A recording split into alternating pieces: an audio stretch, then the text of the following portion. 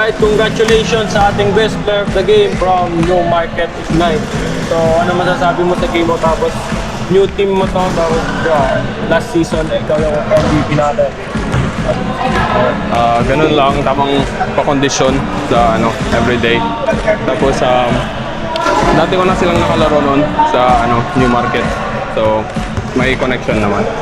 So, ano yung magiging preparation nyo for the next games nyo? Ganun lang, pakondisyon everyday. Tapos practice with the team. Yun lang. Any shoutouts?